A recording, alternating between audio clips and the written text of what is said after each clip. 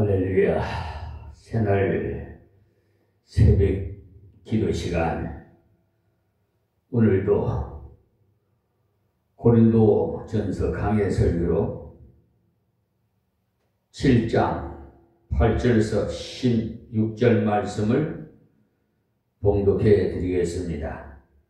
내가 혼인하지 아니한 자들과 및 과부들에게 이르노니 나와 같이 그냥 지내는 것이 좋으니라. 만일 절제할 수 없거든 혼인하라. 정욕이 불같이 타는 것보다 혼인하는 것이 나으니라. 혼인한 자들에게는 내가 명하노니 명하는 자는 내가 아니요 주시라. 여자는 남편에게 갈리지 말고 만일 갈릴지라도 그냥 지내든지 다시 그 남편과 화합하든지 하라. 남편도 아내를 버리지 말라. 그 남은 사람들에게 내가 말하노니 이는 주의 명령이 아니라 만일 어떤 형제에게 믿지 아니한 아내가 있어 남편과 함께 살기를 좋아하거든 저를 버리지 말며 어떤 여자에게 믿지 아니하는 남편이 있어 아내와 함께 살기를 좋아하거든 그 남편을 버리지 말라. 믿지 아니하는 남편이 아내로 인하여 거룩하게 되고 믿지 아니하는 아내가 남편으로 인하여 거룩하게 되나니 그렇지 아니하면 너희 자녀도 깨끗이 못하니라. 그러나 이제 거룩하니라. 혹 믿지 아니하는 자가 갈리거든 갈리게 하라. 형제나 자매나 이런 일에 구속받을 것이 없느니라. 그러나 하나님은 화평 중에서 너희를 부르셨느니라.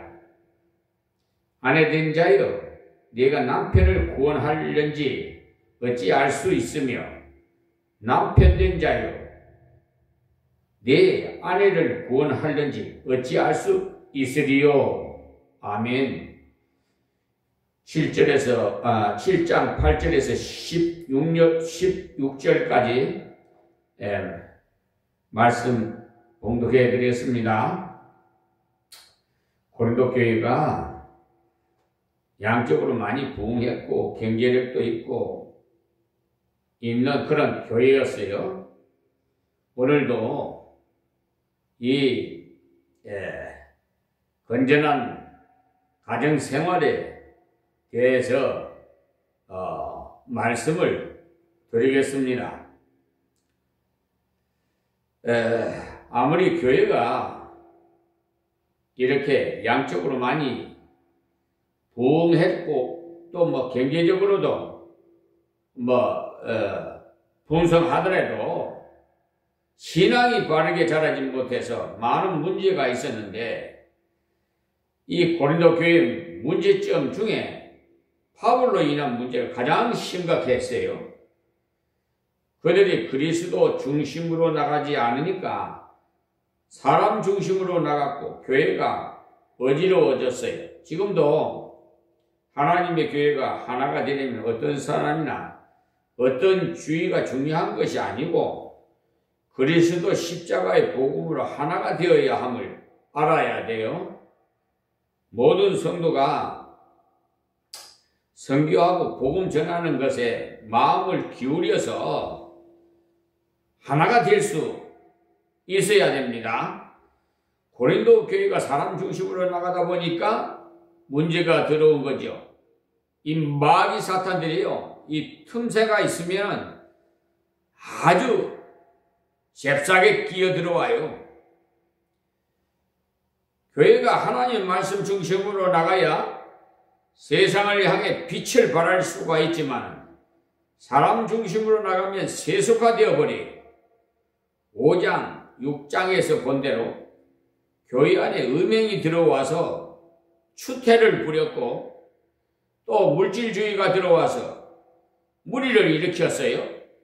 사람이 제일 먼저 짓는 죄는 신앙적인 범죄로서 하나님을 섬기지 않고 자기를 섬기고 하나님을 섬기지 않고 우상을 섬기고 이것이 신앙적인 부패입니다.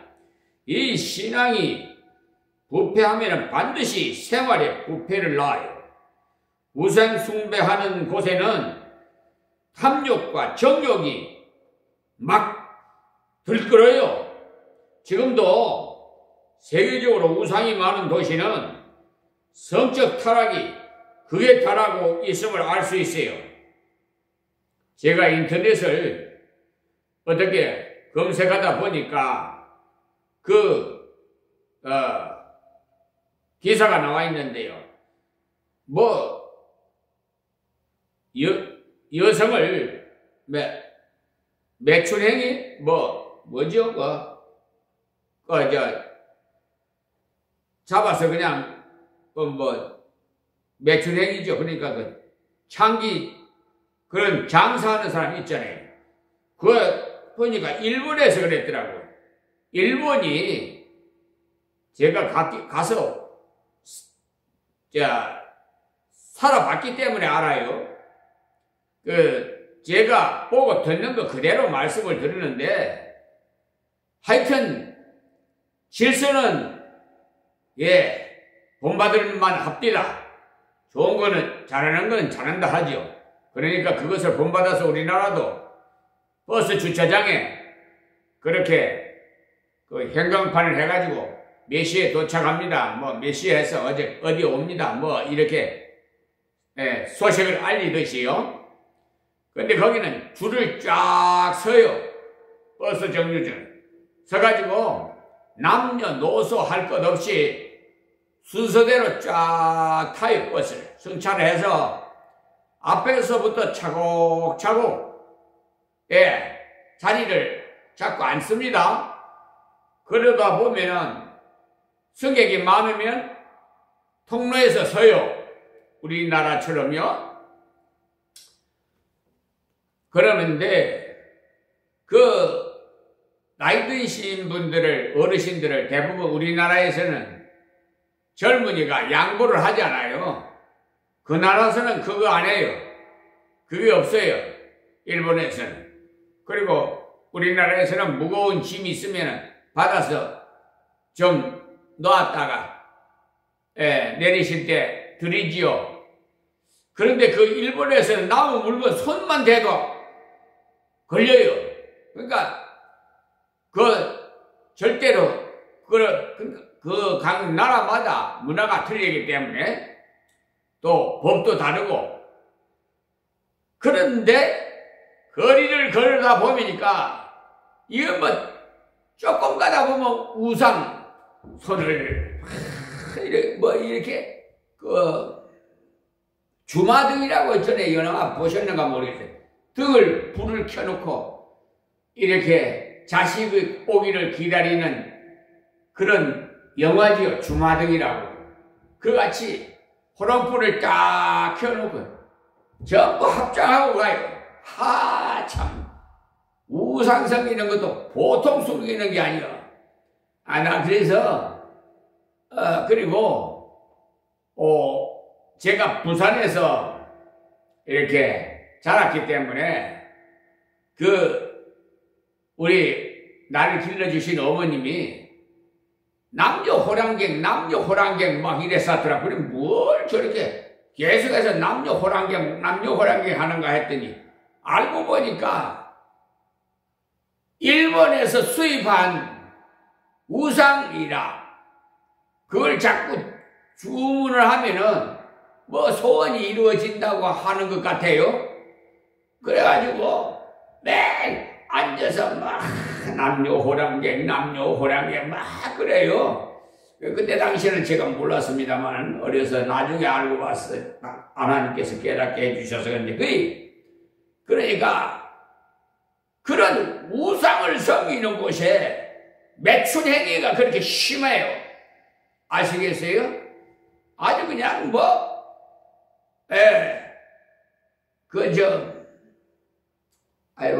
TV에도 보통,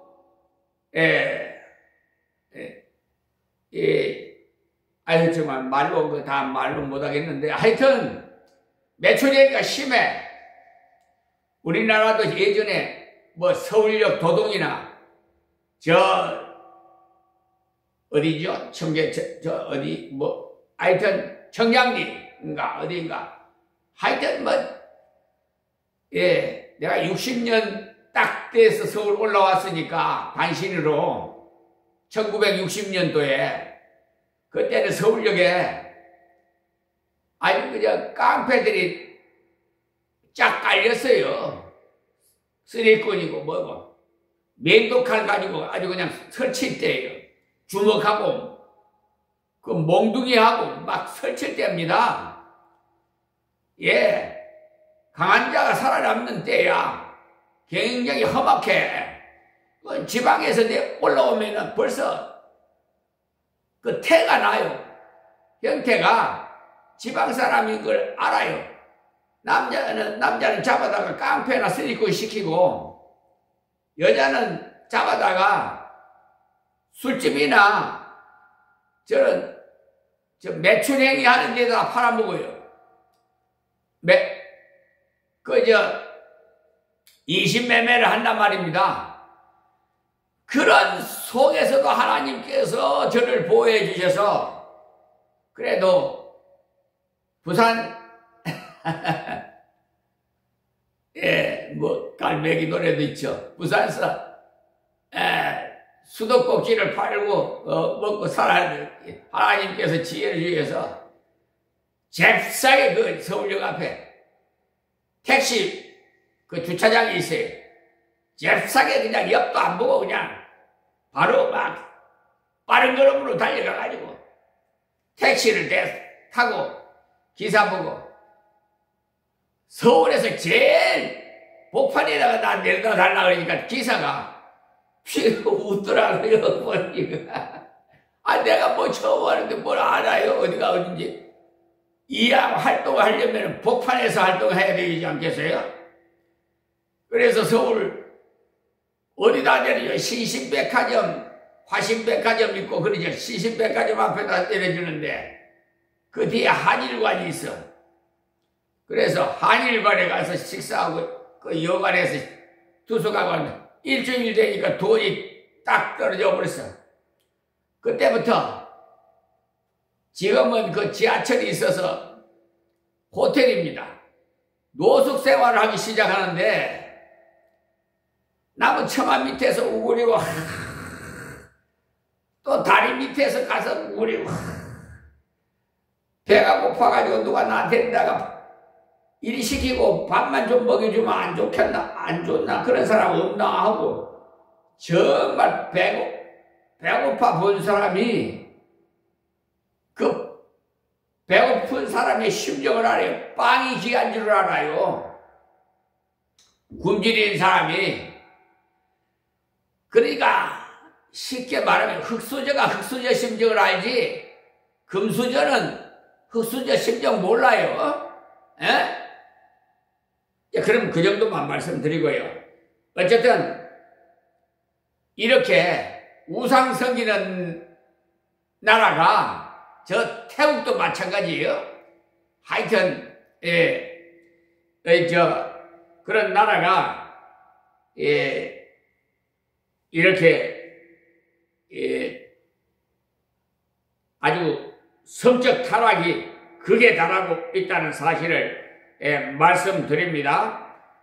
지금도 세계적으로 우상이 많은 도시는요, 그렇게 성적 타락이 극에 달하고 세계에서 우상이 가장 심한 곳이 로마였었는데 왜냐하면 바티칸이 그곳에 있었거든요. 그들은 하나님을 섬긴다 하는데 우상을 섬기니까 가증한 것이지 않겠습니까? 그래서 세계에서 가장 음란한 도시가 이태리 로마입니다. 세계를 여행한 사람들의 공통점 그 보고를 들어보면 왜 그러냐 하면은요, 신앙이 타락하니까 그렇게 된 거예요. 일본의 유명한 우찌무라 간초 선생도요 말하기를 일본에도 신전이 있는 곳에는 반드시 사창이 있다고 기록이 남겨 있어요. 그런 것을 보면 우상 숭배하는 곳에면 보시면 반드시 성적 타락이 따라온다는 것을 알 수 있어요. 왜 그러냐면 우상 앞에 들어갈 때는 옷깃을 여비고 들어가지만은 문을 닫고 나오면은 그것으로 끝납니다. 우상을 보이는 존재이기 때문에 문만 닫으면 보이지 않지요. 우리도 영적인 하나님을 믿지 않으면 얼마든지 부패의 자리로 나갈 수 있다는 것을 지금 말씀드리는 거예요. 우상 섬기는 사람의 특징 중에 하나가 또한 물질주의에 빠지는 건데 그들이 주로 구하는 것은 돈입니다. 돈. 세계적으로 유명한 우상을 종합해보면 탐욕의 우상과 성의 우상이에요. 바알, 아세라 이런 것은요 성의 우상이에요. 그러니까 아주 추잡한 우상이죠. 이 고린도 교회가 신앙에 부패해지니까 교회 안에 음행이 들어왔고 신앙이 부패하니까 교회 안에서 돈 때문에 소송을 하는 자가 생긴 것이고 바울 사도가 5장 6장에서 그 문제를 다루고 난 다음에 7장으로 넘어오면서 탐욕을 이기려면 물질을 바르게 쓰는 것을 배울 것이고 성적인 타락에 빠지지 않으려면 건전한 가정생활을 해야 함을 교훈하는 것입니다. 아무리 수양을 많이 해도 이것을 이길 수 없어요. 다만 하나님이 주신 가정생활을 바르게 감당해야 그런 잘못된 타락으로 빠지지 않습니다. 어제 말씀드렸죠. 지난 시간에 1절에서 7절 말씀에서 모든 일반적인 사람들은 결혼을 하는 것이 하나님의 뜻임을 가르쳐 드렸어요. 이 7장에서 독신 금지령을 내린 바도 없고 또 독신주의를 애찬하지도 않았습니다. 각각 은사대로 결혼을 하고 은사대로 결혼을 안 해도 된다는 것이었습니다. 그러나 대부분의 사람들은 결혼을 해야 합니다. 하나님께서 처음에 남자와 여자를 지으심은 결혼을 위해서 지으셨기 때문에 결혼하는 것이 하나님의 뜻임을 알 수 있어요. 하나님께서 결혼을 그렇게 하게 하실 때는 두 사람이 하나가 돼서 하나님을 영화롭게 하고 봉사를 더 많이 하고 하나님의 사랑을 가정을 통해서 더 깊이 체험하도록 하기 위해서 주셨어요. 그러나 아담과 하와의 범죄 이유는 가정을 주신 이유가 좀 다릅니다. 그 하나는 범죄를 방지하기 위함으로써 남자마다 아내를 두고 여자마다 남편을 둠으로 범죄에 빠지지 않게 하셨어요. 결혼 이유는 자기가 자기를 주장할 것이 아니라 상대방이 대시할 때, 그러니까 자기를 주장한다고 했어요. 이 사실을 볼 때 남녀의 평등을 더욱 잘 알 수 있어요. 하나님께서 남녀의 평등을 말씀하신 건데 이 새벽에도 주신 말씀이 나옵니다만 1절에서 7절까지의 정상적인 가정의 그 출발을 말씀한 것이고 8절에서 16절까지는 가정이 비정상적으로 되었을 때 어떻게 교정해야 하는가 하는 것을 말씀하는 겁니다. 이것을 볼 때 성경이야말로 이론적인 것이 아니고 실질적인 것을 다른 책이라는 것을 알 수 있어요. 먼저 한쪽이 죽었고 또 그러니까 과부가 됐을 경우에는 어떻게 해야 하는가에 대한 설명이고 또 불신자인 배우자를 어떻게 해야 하는가 대한 설명이고 즉 말해서 결혼에 결함이 있을 때 어떤 그러니까 해갈 것인가 그것을 말씀하고 있는 겁니다. 해결 방법을 자 17절에서 24절까지에서는 현재 처지에서 가정과 교회에서 진실되게 사는 것이 하나님의 뜻임을 말씀하므로 현재를 잘 간수할 것을 말씀하신 것이 결론이 되겠습니다. 이제 그 계속해서 말씀드릴 건데요. 자, 그러면 8절 말씀 볼까요? 내가 혼인하지 아니한 자들과 및 과부들에게 이르노니 나와 같이 그냥 지내는 것이 좋으니라 그랬어요. 혼인하지 아니한 자들이란 결혼했다가 부인이 일찍 죽은 사람을 말해요. 부인이 죽었으나 다시 결혼하지 않는 사람을 말하는 것이고, 과부는 남편이 먼저 돌아가신 경우를 말하는 것입니다. 그러니까 가정에 결함이 온 거죠. 그렇게 되었을 때는 바울 자기처럼 그냥 지내라고 했는데, 바로 이 말 때문에 많은 학자들이 바울도 결혼했다가 일찍이 사별했지 않을까 이렇게 보고, 또 바울이 앞에서 본 대로 결혼에 대해서 너무나도 깊숙이 아는 것을 볼 때 아마도 결혼을 했다가 상처를 했던 것이 아니겠나라고 보는데, 그러나 하나님의 계시니까 그렇게까지 강제로 생각할 필요는 없고요. 나와 같이 그냥 지내는 것이 좋으니라 라고 한 것을 볼 때 상처를 했을 가능성도 물론입니다. 바울은 그리스도를 영접하고 나니까 땅 위의 소망보다도 영원한 나라의 영광을 위해, 주심을 위해 전력 투자하기 위해서 혼인하지 아니하고 평생을 투자한 것입니다. 이 말을 잘못 이해하면은, 그렇다면 상처를 해도 결혼을 안 해야 옳구나 하고 단정하면 안 됩니다. 분명히 모든 사람이 다 그렇게 할 수 있는 것이 아니라고 했기 때문에 극단에 빠지면 안 되는 것이지요. 자, 9절 말씀에 만일 절제할 수 없거든 혼인하라 그랬어요. 이런 문제는 본인이 잘 알고 있어요. 홀로 살면서 주님을 위해 봉사하고 자녀를 잘 양육해 갈 수 있는 사람도 있어요. 그런 사람은 혼인하지 아니하고 교회를 봉사하면서 자녀들을 돌볼 수가 있습니다. 그러나 절제할 수 없거들라.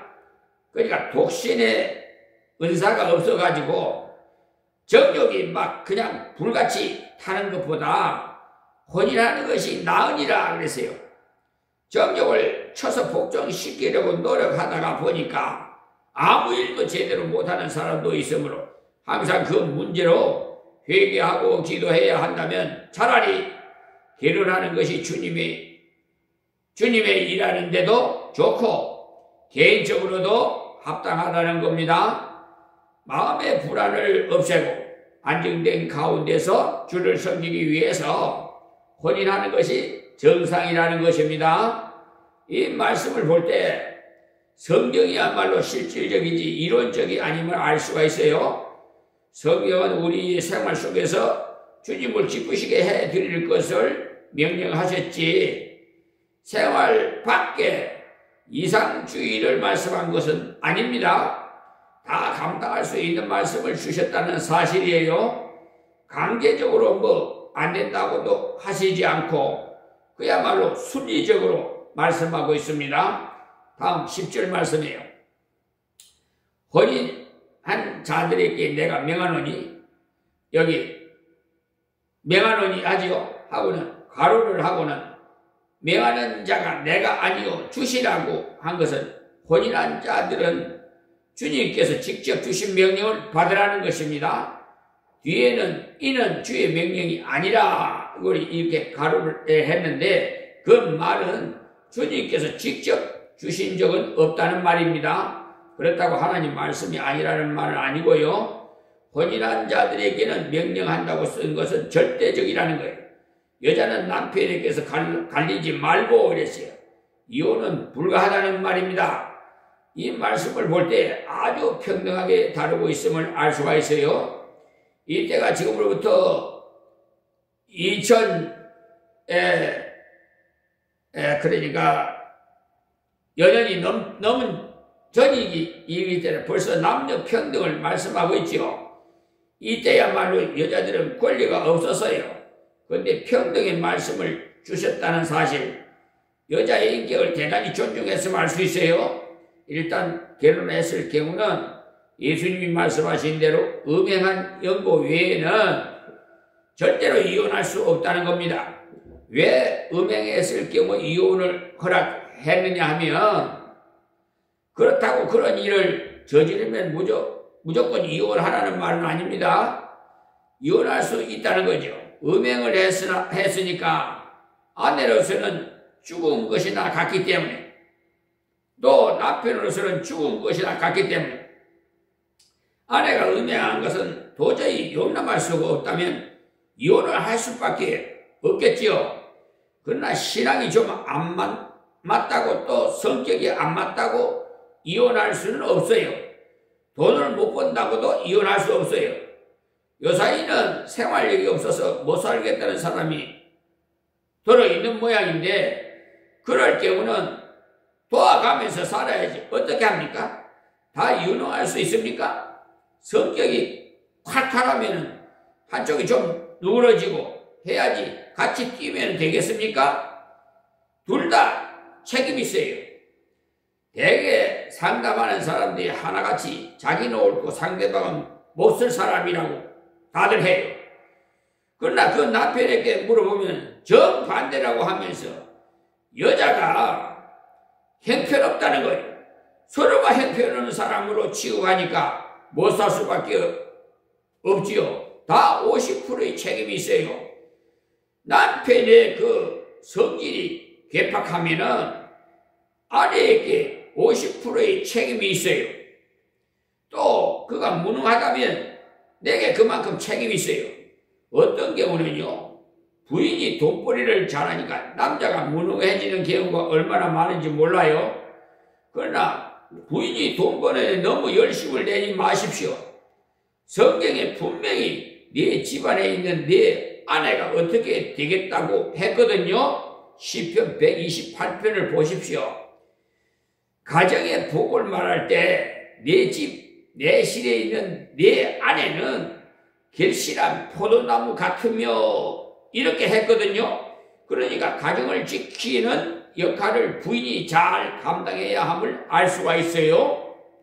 그런데 어떤 부인들은 사회활동을 안 하면 답답해서 못 살아 하면서 설치면서 남자가 저절로 무능해질 가능성이 있어요. 여자가 너무 밖으로 나가니까 남자가 아이도 봐야 하고 집안일도 해야 하고 거꾸로 돼가 정상이 안 되지요. 이런 가정이 흔히 있어요. 뉴스 여러분 많이 봤죠? 참, 남자가 오히려 부엌 일을 하고 참 웬만하거든 남편을 잘 밀어주십시오. 그것을 잘하는 사람이 아내로서의 그 사명을 다하는 겁니다. 왜냐? 아내란 말이 바로 돕는 자라는 뜻이기 때문이에요. 남편을 잘 돕고 밀어주는 아내가 바로 하나님 앞에 100점입니다. 세상에서야 덜 똑똑해 보일지 모르겠습니다만 저 양반 참 똑똑한 여자인데 남편만 앞세우지라고 한다면 그 여성이 정상입니다. 남편에게서 갈리지 말고라는 이 말씀은 성격이 안 맞는 것 같아도 무능한 것 같아도 이혼하지 말라는 거예요. 본인들은 성격 차이가 너무 심해서 못 살겠다느니 뭐 합니다만 우리가 옆에서 객관적으로 보면 참 잘 만났다 싶습니다. 대개 여자가 말을 찰찰 잘하면 남자는 조용하고 반대로 남자가 말을 잘하면 여자가 조용하고 그런 것을 볼 때마다 하나님이 희한하게도 짝을 지어주셨구나 감탄하게 돼요. 그러니까 좀 대조적인 것이 정상입니다. 이 말뿐만 아니라 우리 조부 어르신인데요. 우리 할아버지는 키가 엄청나게 커요. 이제 록사꾸라 그러니 엄청나게 커요. 근데 할머니는 조그매요. 참나 그렇게 짝을 지어요. 그 가운데서 우리 아버님이, 육신의 아버님이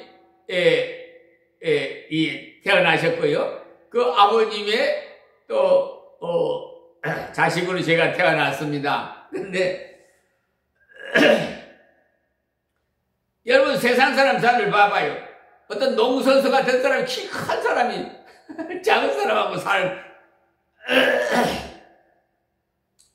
그걸 하나님이 조화를 맞춰주신 거예요, 다. 제 2세를 위해서인지 모르겠습니다. 하나님께서 그거는 뭐 섭리로 이루어지는 거니까 그 깊이까지 제가 어떻게 알겠습니까만은 어쨌든 하나님께서는 이렇게 조화를 잘 이루어 주셔요. 요즘들 여성들 뭐 키가 크고 뭐 에스라엘 뭐 뽕을 내고 하셨는데 그러기 전에 하나님께 내가 이 세상에 태어나게 해주신 거 감사할 줄 알아야 돼요. 에?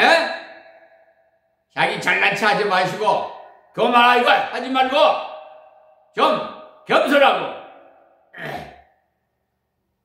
그래가지고 그냥 세상 말로 발랑 까져가지고 그냥 그런 행동들 하지 마요. 좀 현모양치한 모습으로 옷차림도 입고 다니고 여성답게 살아야지. 우리나라 한복 입으니까 얼마나 아름다워. 에? K 문화를 세계에 할렐루야. 그래서 만일 갈릴지라도 그냥 지내든지 다시 그 남편과 합하라 그랬어요. 이 말씀도 얼마나 현실적입니까? 도저히 안 맞아서 별거를 할 수가 있다는 거지요. 그러나 이혼은 못합니다. 그러니 아예 포기하는 것이 좋아요. 현재 주신 처지에서 제세를 다해서 하나님 뜻대로 끌고 나가십시오. 마라벨 몰간이라는 미국의 여자가 남편과 성격이 안 맞아서 계속 고민하다가 에베소 5장 22절 말씀을 읽다가 자기가 깨어졌다고 하는데 즉 남편에게 죽게 하라는 말씀을 읽다가 깨닫고는 그 후에 그녀의 표가 나는 가정에서 태양이 되리라 하고 그야말로 가정에서 태양이 된 것입니다. 자기를 쳐다보면 웃음이 나오고 마음이 푸근해지고 기분이 전환되고 그렇게 되리라 하고는 기도를 하고 작은 것부터 실천했다는 겁니다. 되게 작은 데서 문제가 터지지 큰 것 때문에 터지지 않거든요. 여러분 저 뚝방도요, 홍수가 날 때 뚝방 물 저수지 터질 때도요, 그 조그마한 틈새에서 시작해서 터져요. 여러분 실감하지요?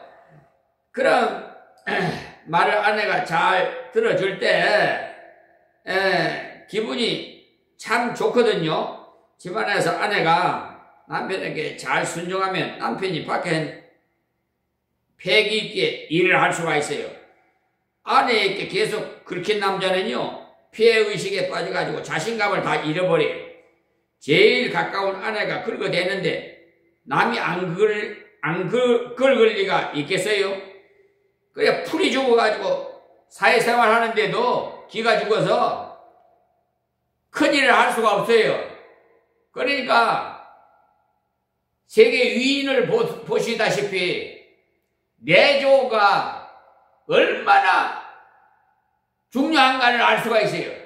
대부분 위인들 훌륭한 사람들은요, 아내의 그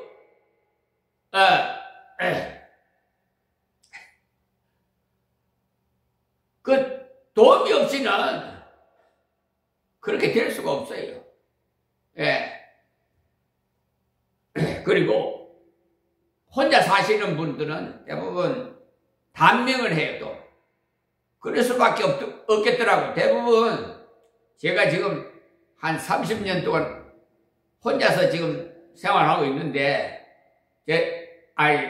나는 신랑 대신 예수님과 같이 동거동록합니다. 근데 외로울 시간이 없어요. 그냥 얼마나 바쁜지 한 손에 성경, 한 손에 법전을 들고 이게 명을 복음의 사역에 감당하려니 또 불의와의 전쟁, 빛과 소금의 역할을 감당하니 이거 뭐 성경 연구하려니 이거 뭐 법전 또 이거 법률가로서 연구하려니 이게 고비죠. 곱빼기. 그러니까 눈꽃 새 없어요. 남들은 은퇴니 뭐 좀 쉰다고 뭐 시년이니 뭐 하지만 나는 그럴 시간이 없어요. 지금 뭐 얼마나 시간이 황 같아요. 그래서 지금도요 교회 두 군데를 지금 왔다 갔다 섬기고 있어요. 예? 저 양도면하고 여기 온수리하고요. 여기 길상면하고. 근데 지방에 저 하동 쪽에 섬진강 쪽에 있는 거는 거리가 멀기 때문에 가지는 못하는데 저 교역자를 보내야 되는데 하나님께서 보내주지 않네요. 제가 그 기도를 하고 그 여호수아 갈렙 같은 자를 좀 보내주십시오. 제가 기도했어요. 근데 지금 보니까 신문에다 광고를 내봤어요. 일단 이력서 받아보고 했는데 전부 다 교인 수가 몇이니 뭐 돈부터 생각하는 거야. 에? 그리고 지방에는 더 특히 또 안 가려고 그래. 그러니 보낼 자가 없으니 어떡합니까? 나 몰라요. 아버지가 알아서 할 거고 나는 내 생명 다 하는 날까지 이놈 같이 300년 동안 독일에 살려. 성경 66권 강해 설고 창세기부터 계시록까지 다 전 세계에다가 이제 유튜브 방송으로 다 이제 생명의 말씀을 전파해야 되는데 어쩌는지 모르겠습니다. 나는 한치 앞도 모르니까 그거는 하나님 주관이시니까. 자, 그래서 이렇게 남편도 아내를 버리지 말라고 했어요. 아내와 남편에 대해서 평등하게 기록하기 때문에 아내가 지가 못하더라도 버릴 수 없어요. 하나님께서 그를 짝지어 주셨으니까 갈라질 수가 없어요. 그런데요, 특별히 이 자리에서 말씀을 드립니다. 한 가지 특별한 말씀을 드리는 거예요.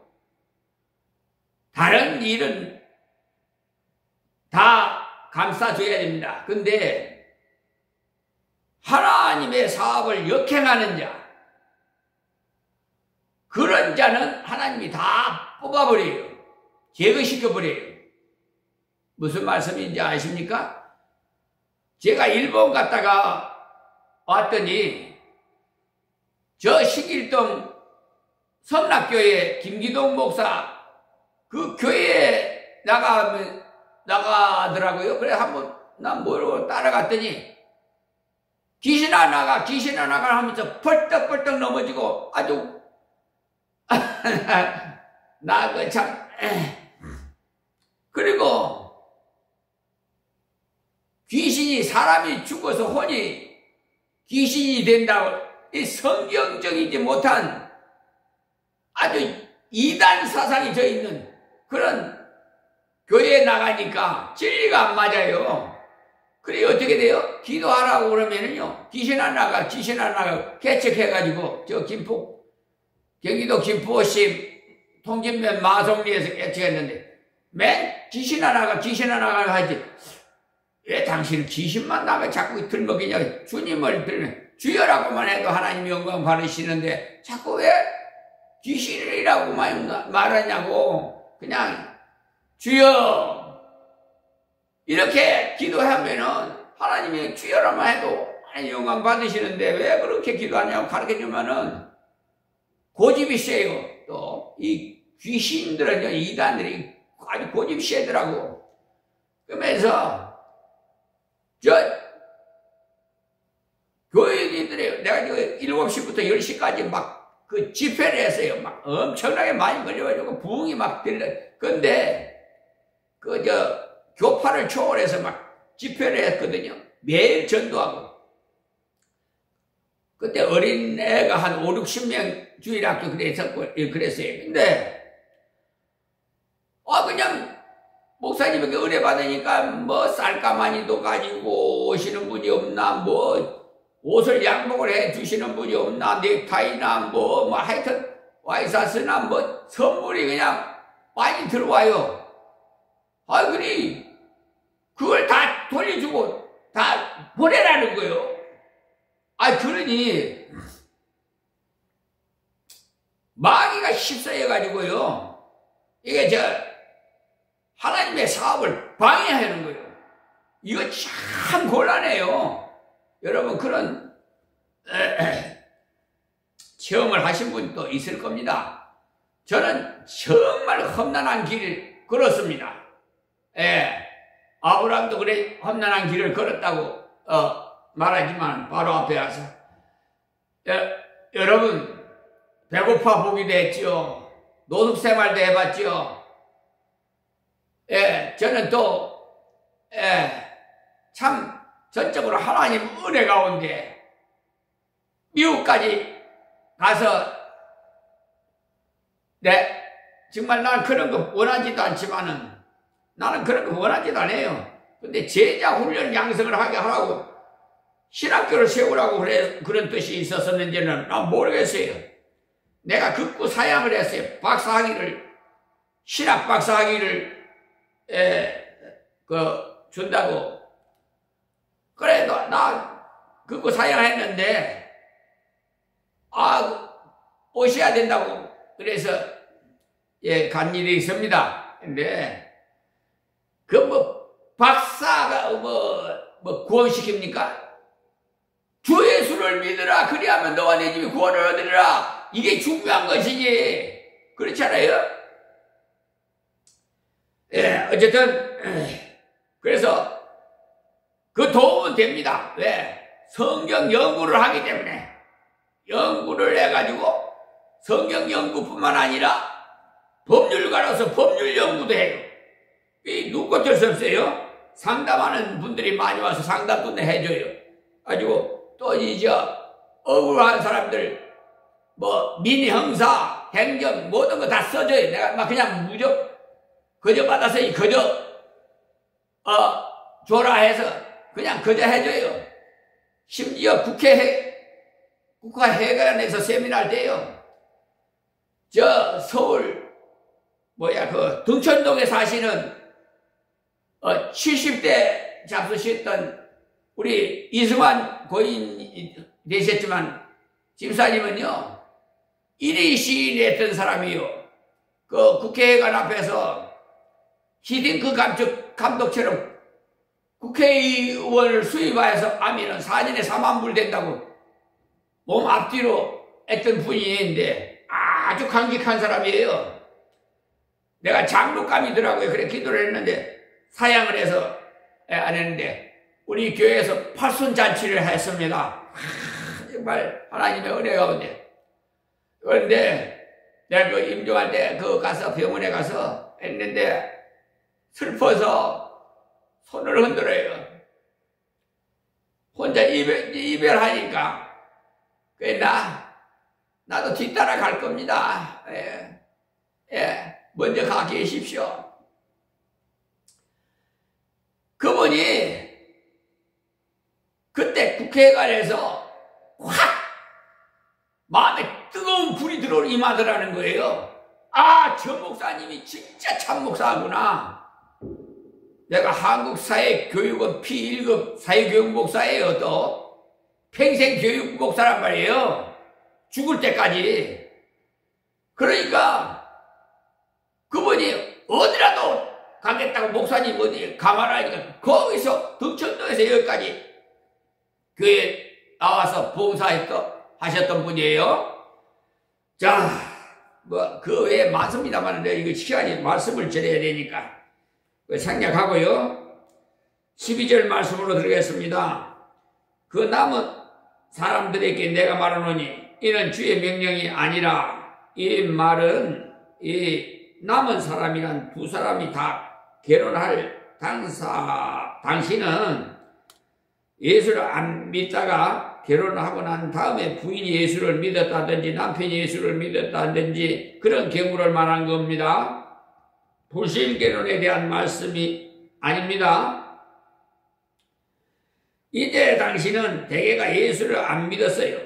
이때 기독교가 일어난 지 얼마 안 됐기 때문에, 그래서 이런 경우를 특별히 말씀한 거예요.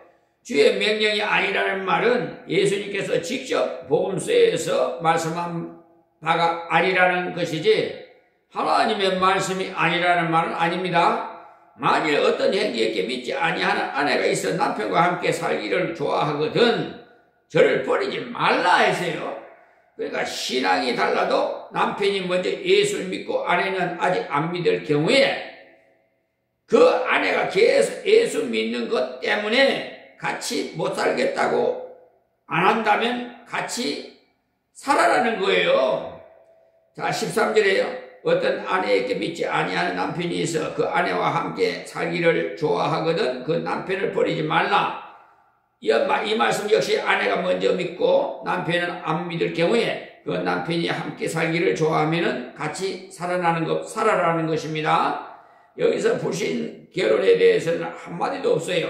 불신 결혼했을 경우에도 물론 못 갈립니다. 제가 좋아서 했으니까요. 그랬을 경우에 더욱 못 갈립니다. 내가 스스로 찾은 구덩이이기 때문에 그 환경에 굴복하면서 매를 순이 맞아야 되겠죠. 그럴 줄 모르고 했다는 것을 통하지 않습니다.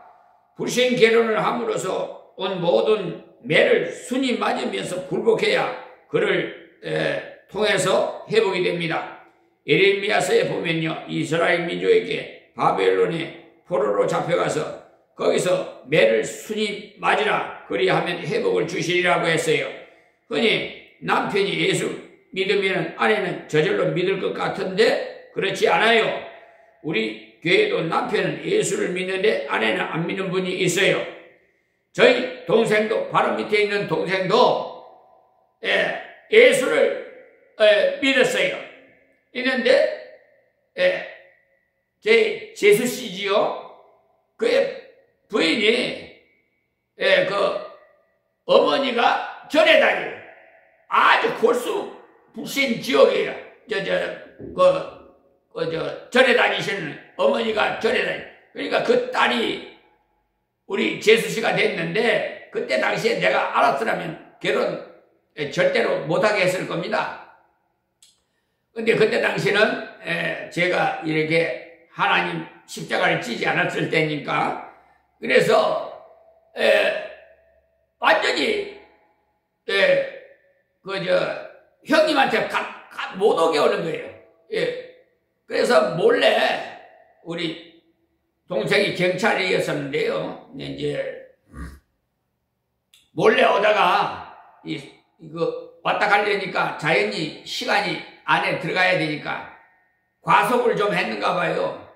과속 딱지가 집에 들어갔어. 또 딱지가 집으로 들어가잖아요.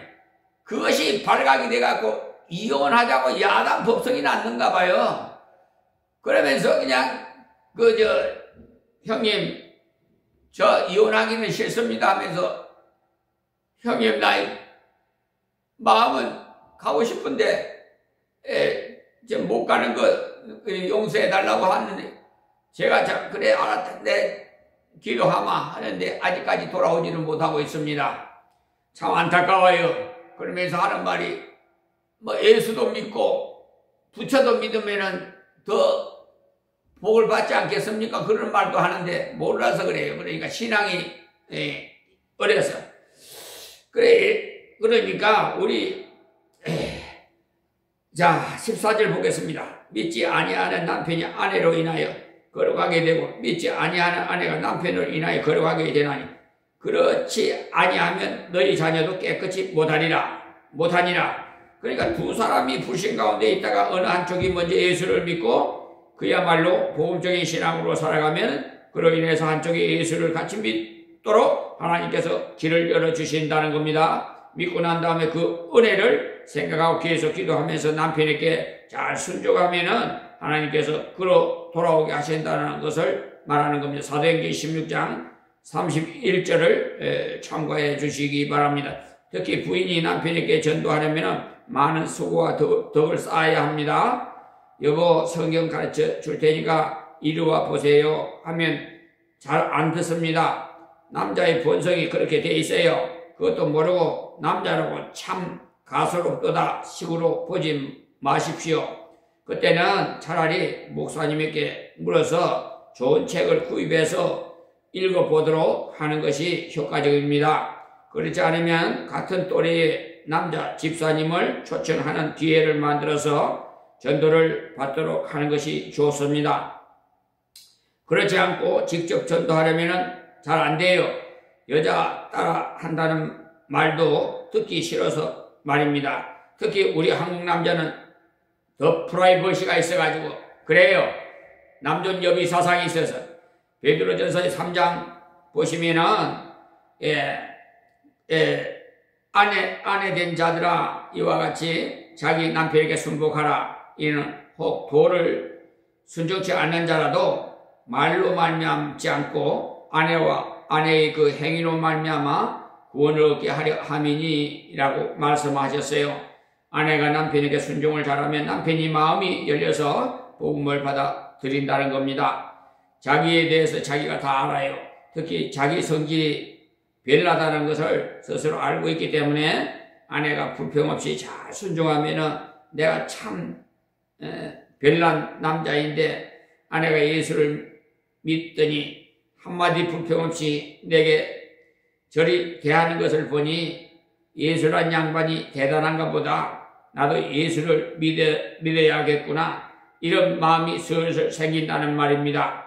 그럴 때 책을 준다든지 다른 사람에게 부탁해서 전도하게 한다든지 하면 전도가 용이하게 이루어집니다. 그러니까 한쪽이 불신일 경우에 더욱 하나님 말씀을 순종하고 희생해야 됩니다. 그래야 인정을 받아요. 그래야 복음을 받아들이지. 거룩한 자가 같이 됩니다.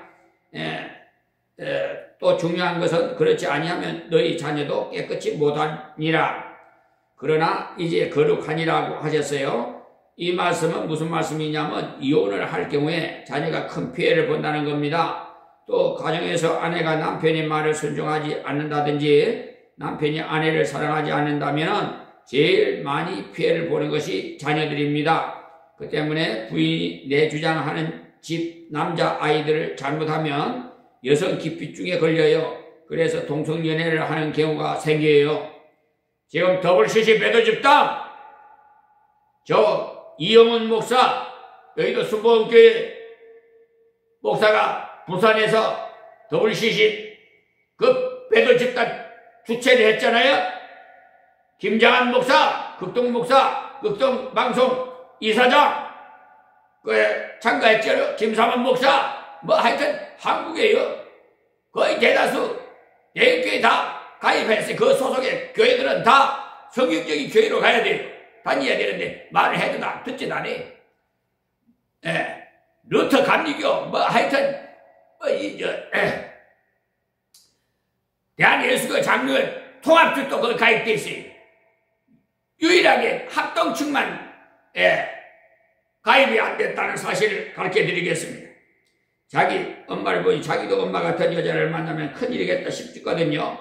그러니까 저러니 형이 여성을 만난다면 국물도 없겠다 싶어서 아예 여자를 들어가게 되고, 그러나 남편에게 잘 순종하는 어머니를 보면은 아름답게 보여요. 자기도 모르는 사이에 여성을 흠모하게 되고, 원래 여자가 남자에게 남자가 여자에게 관심이 있게 지음을 받았음으로써 관심 있는 것은 죄가 아닙니다.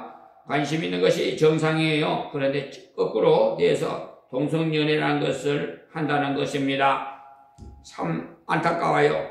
그런 짓이 점점 많아지는 것은 여자가 너무 거세서 그런 결과가 왔다는 사실이에요.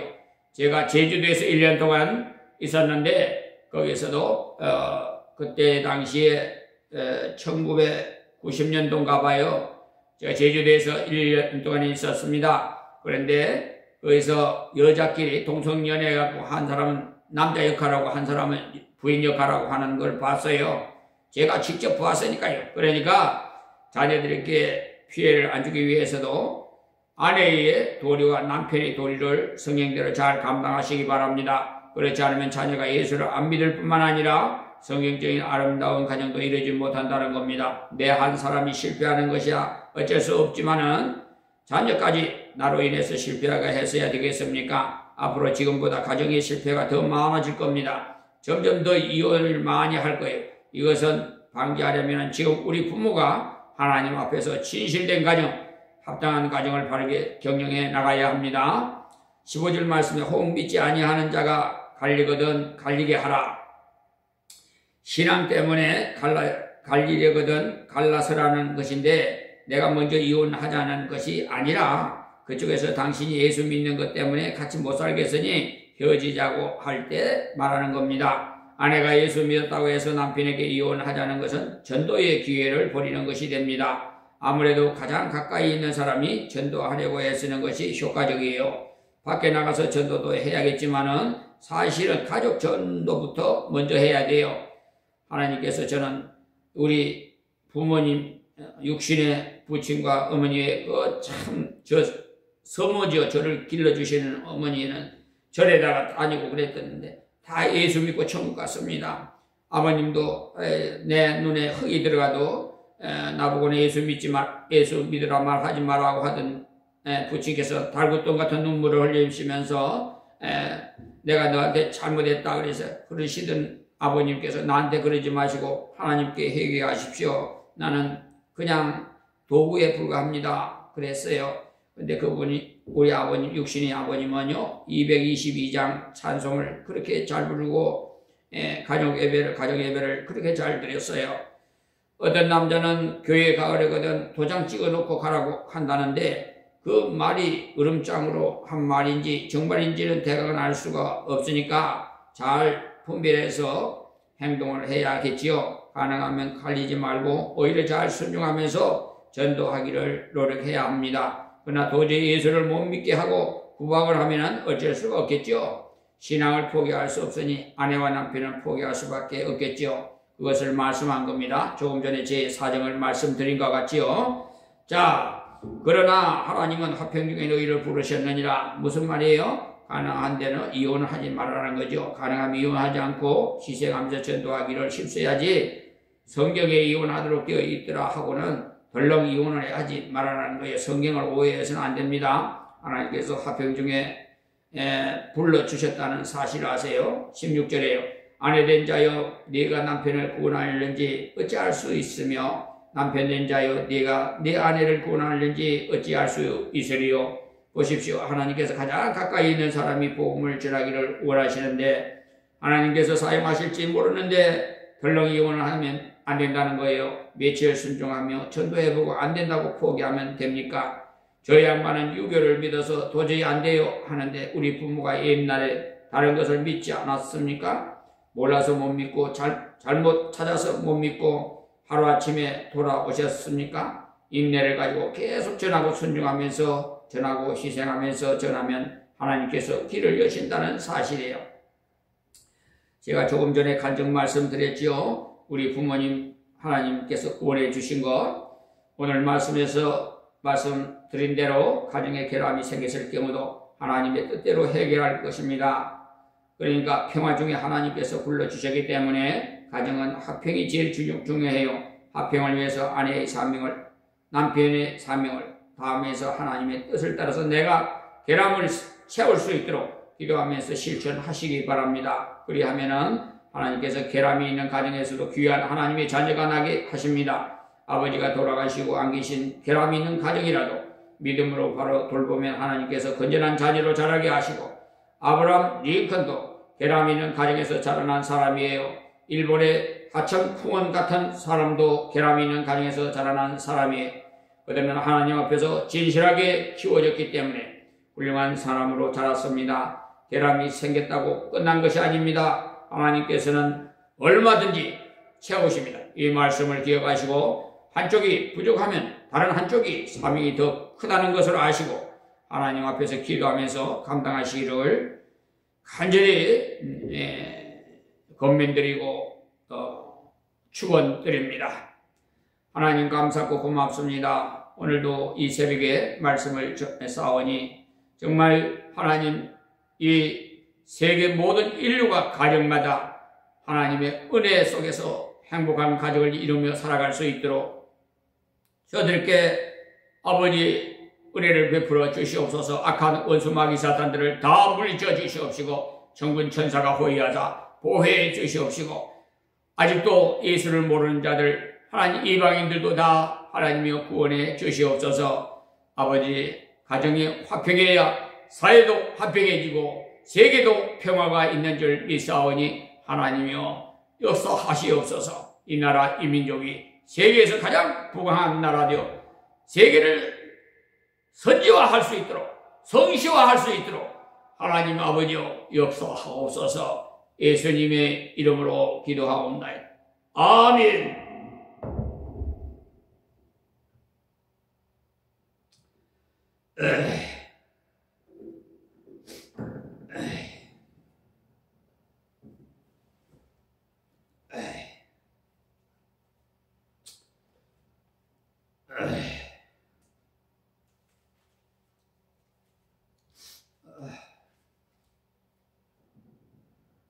우리 하나님께 찬양 드리겠습니다.